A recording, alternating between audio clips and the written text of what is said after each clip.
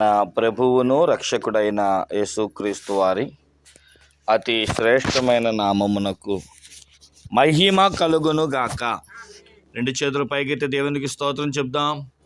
హల్లెలూయా. చాలా సంతోషం. దేవుని యొక్క గ్రంథంలో నుంచి ఈ పూట యెహెజ్కేలు గ్రంథము 4వ అధ్యాయము మొదటి 3 వచనంలోనే ఉన్న పాఠ్య భాగాన్ని చదువుదాము. యెహెజ్కేలు గ్రంథము 689వ పేజీ నంబర్ 4వ అధ్యాయము మొదటి 3 వచనములు. నరపుత్రుడా, పెంకు ఒకటి తీసుకుని వచ్చి నీ ముందర ఉంచుకొని యెరూషలేము పట్టణపు రూపమును దాని మీద వ్రాయుము. మరియు అది ముట్టడి వేయబడినట్లును దాని ఎదుట బురుజులను కట్టినట్లును దిబ్బ వేసినట్లును దాని చుట్టూనున్న ప్రాకారములను కూలగొట్టు యంత్రములున్నట్లును నీవు వ్రాయుము.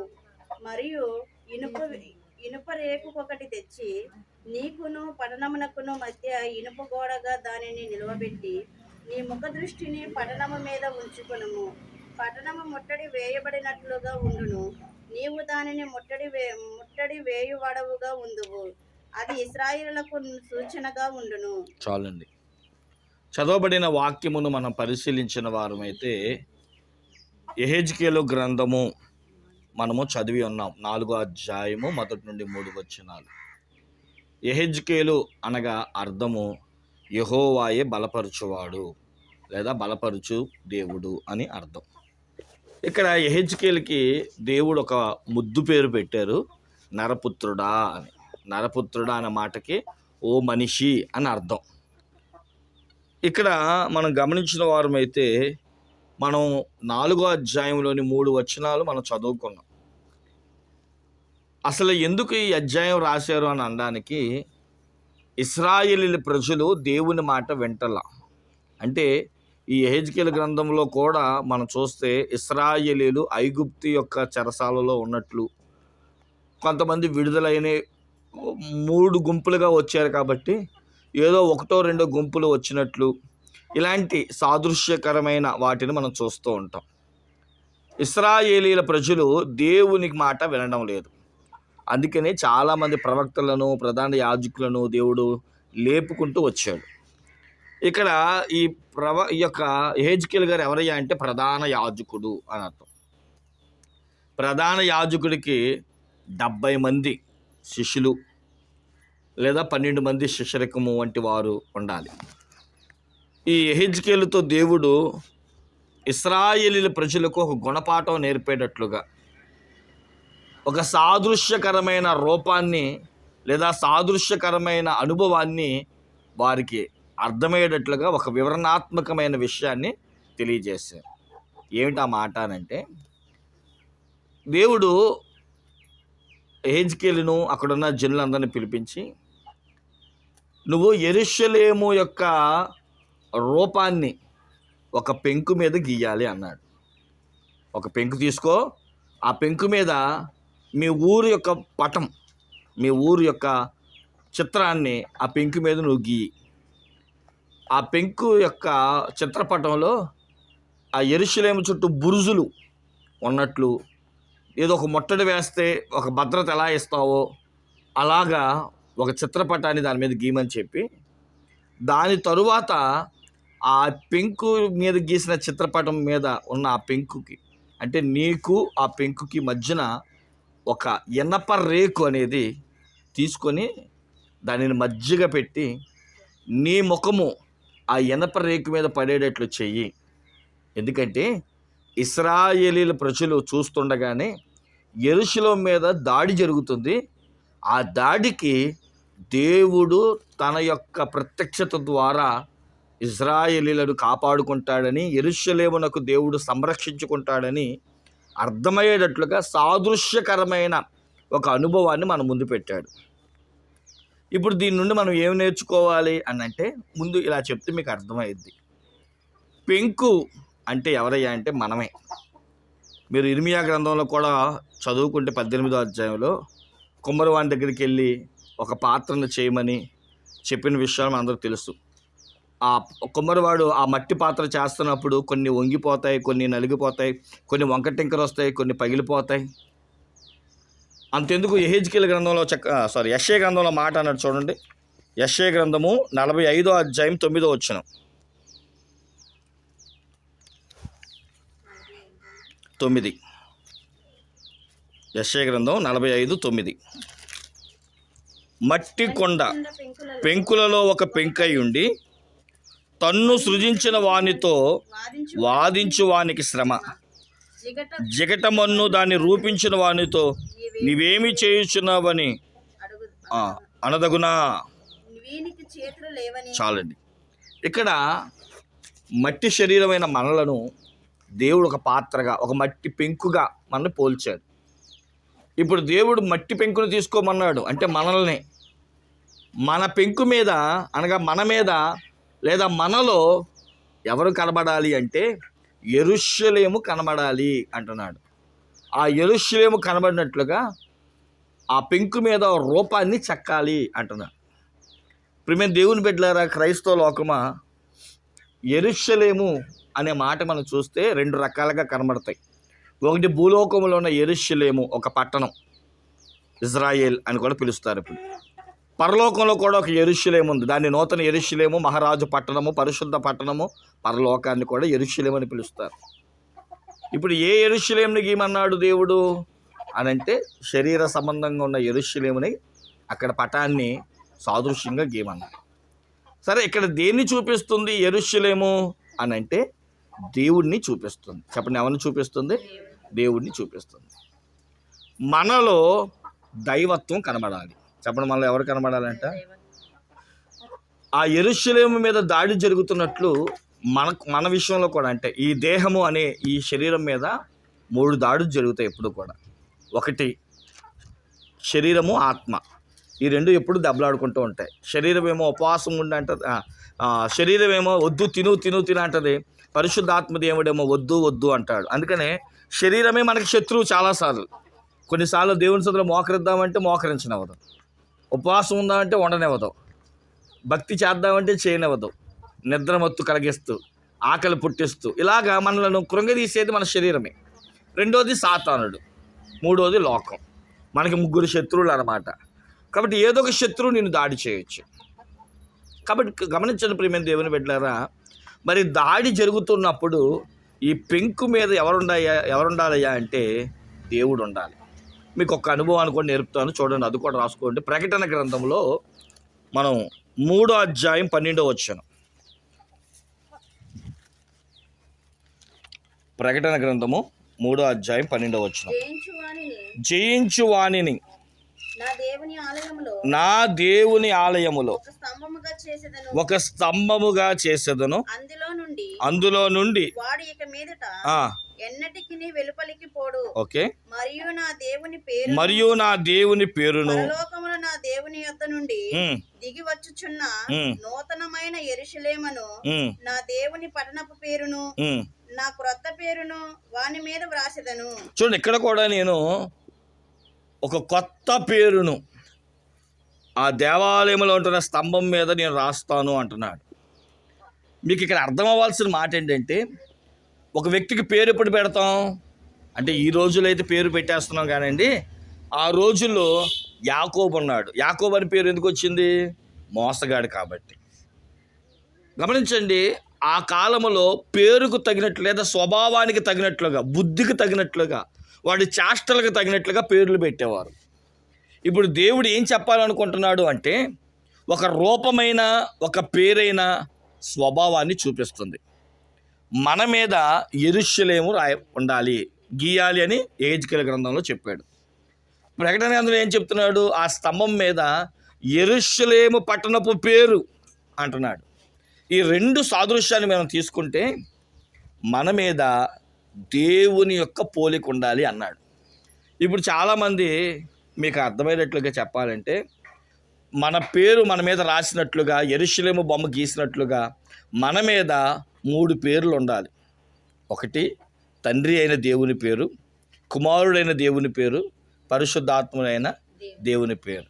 అంటే పేర్లు రాసుకుందామంటే స్వభావాలు. చెప్పండి ఏంటంటే, తండ్రి స్వభావం మనలో ఉండాలి, అంటే యెహోవా దేవుడు స్వభావం ఉండాలి, కుమారుడైన యేసుక్రీస్తు స్వభావం ఉండాలి, పరిశుద్ధ ఆత్మదేవుని స్వభావం ఉండాలి. మరి ఇంతకీ ఇప్పుడు మీరు చెప్పాలన్నమాట, బైబిల్లో ప్రతి వారం ప్రతి నెల వారం వీరమగుంట్లోను ఈదుల గుంట్లోను ఉపవాస కూడికల్లోను అనేక పర్యాయం పేరు మన భక్తి చేస్తున్నాం కదా. తండ్రి అయిన దేవుని స్వభావం ఏంటి, కుమారుడైన యేసుక్రీస్తు స్వభావం ఏంటి, పరిశుద్ధాత్మ దేవుడైన స్వభావం ఏంటి? ఆ స్వభావం నీలో ఉందా? నీ పెంకు మీద ఉందా? నీ మీద దానిని అలవాటు చేసుకున్నావా? నాలో దేవుడు స్వభావం ఉందండి, నా దేవుని స్వభావం లక్షణాలు ఉన్నాయని నేను చెప్తున్నాం కదా. అసలు దేవుని లక్షణాలు మనలో ఉన్నాయా అన్నది ఇప్పుడు ప్రశ్నగా మారింది. అసలు తండ్రి అయిన దేవుని స్వభావం ఏంటి? చాలా ఉన్నాయి. ఒక్కొక్కరికి ఒక్కొక్క స్వభావాన్ని చూపించి ఆ స్వభావం అనే పేరు మన మీద ఉండాలి. ఆ స్వభావం అనే యెరూషలేము బొమ్మ పెంకు మీద మన మీద గీయబడాలి. ఈ రెండు కూడా, పెంకు మీద యెరూషలేము బొమ్మ గీసిన, యెరూషలేము పేరు రాసిన, ఈ రెండు దేన్ని చూపిస్తున్నాయంటే స్వభావాన్ని చూపిస్తున్నాయి. తండ్రి స్వభావం మనలో ఉందా అంటున్నాడు. తండ్రి స్వభావం ఏంటో మత్తయి సువార్తలో యేసుక్రీస్తు ప్రభువారు 5వ అధ్యాయం 48వ వచనంలో ఒకసారి తెలియజేశారు. చూడండి, మత్తయి సువార్త 5వ అధ్యాయం 48వ వచనం. మీ పరలోకపు తండ్రి పరిపూర్ణుడు గనుక మీరును పరిపూర్ణులుగా ఉందురు. పరలోకపు తండ్రి అంట, ఆయన స్వభావం ఏంటంటే పరిపూర్ణత్వము. ఎక్కడ ఇది లేదు అనేది లేదంట, ఈ స్వభావం దేవుల్లో లేదు అనేది లేదంట, ప్రతీది ఉందంట. ఏముంది అసలు ఇంతకీ? 43వ వచనం కాడి నుంచి మొదలు పెడతాం. 43వ వచనం ఏంటంట? తండ్రిలో ఉన్న స్వభావం ఏంటంట? పొరుగు వారిని ప్రేమించుట. అంటే దీన్ని ఒక్కొక్కటి వివరించుకుంటే చాలా పెద్ద ప్రసంగం అయిపోద్ది, కానీ మీరు అర్థం చేసుకుంటూ ముందుకెళ్ళండి. అంటే దేవుని స్వభావాలు ఏంటో, మన మీద గీయబడవలసిన ఆ బొమ్మ, ఆ పేరు ఏంటో మీకు అర్థమయ్యేట్లుగా. తండ్రి స్వభావం ఏంటంటే ప్రతి వారిని ప్రేమించడమే. పొరుగువాడేంటి? ప్రతి వాడిని ప్రేమించడం. దేవుడి దగ్గరికి వచ్చేవారిని ప్రేమిస్తాడు, దేవుడి దగ్గరికి రాని వారిని ప్రేమిస్తాడు, ప్రతి వారిని, పొరుగు వారిని ప్రేమించుట. రెండవది, నీ శత్రువులను ద్వేషించుమని చెప్పబడిన మాట మీరు విన్నారు కదా. నేను మీతో చెప్పినది ఏమనగా, మీరు పరలోకమందున్న మీ తండ్రికి కుమారులై ఉండినట్లు మీ శత్రువులను ప్రేమించుడి, మిమ్మల్ని హింసించు వారి కొరకు ప్రార్థన చేయుడి. ఆయన చెడ్డవారి మీదను మంచివారి మీదను తన సూర్యుని ఉదయింపచేసి నీతిమంతుల మీదను అనీతిమంతుల మీదను వర్షము కురిపించుచున్నాడు.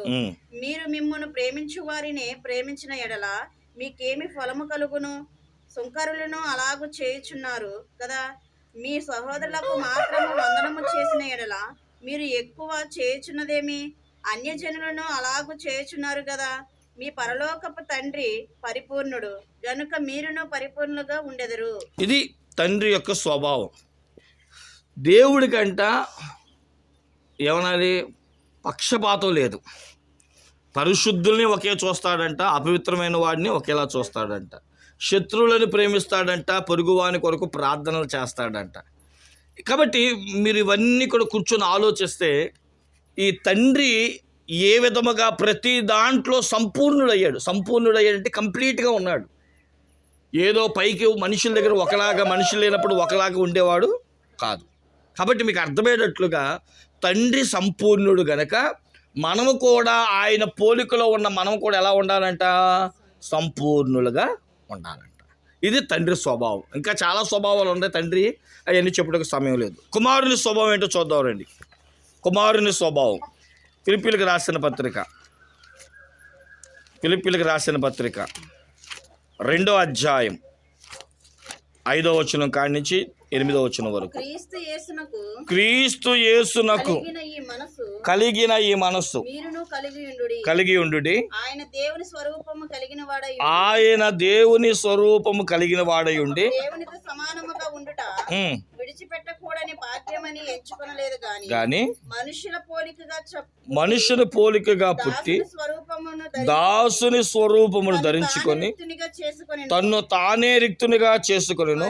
మరియు ఆయన ఆకారమందు మనుషులుగా కనబడి పొందునంతగా సిలువ మరణము పొందినంతగా విధేయత చూపిన వాడై తను తాను తగ్గించుకొనెను. ఇది కుమారుడైన యేసు క్రీస్తు యొక్క స్వభావం.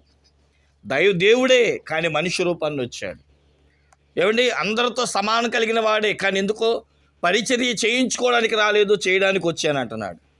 విధేయత చూపిస్తున్నాడు, శ్రమ అనుభవిస్తున్నాడు, సిలువకు అప్పగించుకుంటున్నాడు, తన్ను తాను రిక్తునిగా చేసుకుంటున్నాడు, దాసుని స్వరూపం దాల్చాడు. సిలువకు ఆయన అప్పగించుకొని ఆయన విధేయత చూపినట్లుగా మనం చూస్తాం. కుమారుడైన యేసు క్రీస్తు యొక్క స్వభావం ఇది, పోలికిది, లక్షణం ఇది.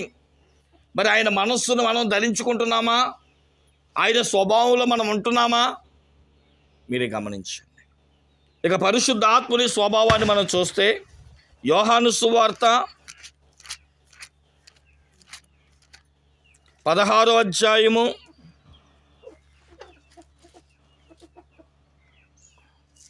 7-8 వచనములు. అయితే నేను మీతో సత్యము చెప్పుచున్నాను, మీకు ప్రయోజనకరము. నేను వెళ్ళని ఎడల ఆదరణకర్త మీ యొద్దకు రాడు, నేను వెళ్ళిన ఎడల ఆయనను మీ యొద్దకు పంపుదును. ఆయన వచ్చిన పరిశుద్ధాత్మ దేవుడు వచ్చి పాపమును గూర్చియు నీతిని గూర్చియు తీర్పుని గూర్చియు లోకమును ఒప్పింప చేయను లేదా ఒప్పుకొన చేయను. ఇది పరిశుద్ధాత్మ యొక్క స్వభావం. అలాగే అపోస్తుల కార్యం 1వ అధ్యాయం మనం చదువుకుంటే 3-4 వచనములో కూడా పరిశుద్ధాత్మ దేవుడు వచ్చి మనందరిలో ఐక్యతను పుట్టిస్తాడు, మనలో పాపాన్ని తీసివేస్తాడు, పాపమును ఒప్పింపజేస్తాడు వంటి విషయాలను కూడా మనం చూస్తూ ఉంటాం. ఇప్పుడు పెంకు అనే దాని అనగా మన దేహము మీద మనలో తండ్రి అయిన దేవుని స్వభావం, క్షమించే స్వభావం ఉండాలి. కుమారుడైన యేసు క్రీస్తులాగా తగ్గించుకునే స్వభావం ఉండాలి. పరిశుద్ధాత్ముని చేత మనము అనేకులకు పరిశుద్ధులమైన మాదిరిగా ఉంటూ మనం అనేకులకు చెప్పేవారముగా ఉండాలి. మరి ఇప్పుడు ఆ పెంకు మీద యెరూషలేము బొమ్మను గీస్తున్నట్లు, అలాగే ప్రకటన గ్రంథములో స్తంభము మీద యెరూషలేము యొక్క పేరును రాస్తున్నట్లు కొత్త పేరు, మరి మన మీద క్రీస్తు స్వభావము, లక్షణము, పేరు అనే స్వభావం మనకుందా? ఇప్పుడు దేవుడు ఏమన్నాడంటే యెరూషలేమును కాపాడాలి అంటే, లేదా నీ ప్రాణాత్మ దేహములు కాపాడబడాలి అంటే నీలో క్రీస్తు యొక్క తండ్రి అయిన దేవుని స్వభావము, కుమారుడైన యేసు క్రీస్తు స్వభావము, పరిశుద్ధాత్మ దేవుని యొక్క స్వభావము నీలో ఖచ్చితంగా ఉండాలి. అదే నిన్ను ముట్టడి వేసి నిన్ను భద్రపరిచుద్ది. ఆ దేవుని స్వభావమే ఒక బుర్జు వలె నిన్ను కాపు కాసిద్ది. ఒక వ్యక్తి నీ మీదకి వచ్చినప్పుడు అరే వీడు క్రీస్తు స్వభావం కలిగిన వాడురా అని నిన్ను సంరక్షించడానికి ఆ యొక్క స్వభావమే నీకు ఒక బురుజులాగా, ఒక కట్టడిలాగా, ఇంటికి ప్రాకారం ఉన్నట్లుగా మనకి ప్రాకారంగా ఉంటుంది. తర్వాత ఏమంటున్నాడు తెలుసా? పెంకు మీద యెరూషలేము బొమ్మ గీస్తావు కదా, ఇప్పుడు అలా కాదు, రేకు మీద నీ బొమ్మ కనబడాలి. ఇనుప రేకు అన్నాడు. ఇనుము బలాన్ని చూపిస్తుంది. నీవు ఎలా ఉండాలి అంటే బలమైన వాటిలో, అందుకని అంటాడుగా పౌలు భక్తుడు కూడా తిమోతికి పత్రిక చూడండి, నా కుమారుడ క్రీస్తు యేసు నందు 2 తిమోతి 2వ అధ్యాయం 1వ వచనం. తిమోతికి రాసిన 2వ పత్రిక 2వ అధ్యాయం 1వ వచనం. నా కుమారుడా క్రీస్తు యేసు నందున్న కృప చేత బలవంతుడు. ఎంతగా బలవంతుడు కమ్మాలి అంటే ఇనప రేకు మీదంట నీ ప్రతిమ కనబడాలి. నువ్వనగా నీలో తండ్రి అయిన దేవుడు కనబడాలి, నీలో కుమారుడైన దేవుడు కనబడాలి, నీలో పరిశుద్ధాత్మ అనే దేవుడు కనబడాలి.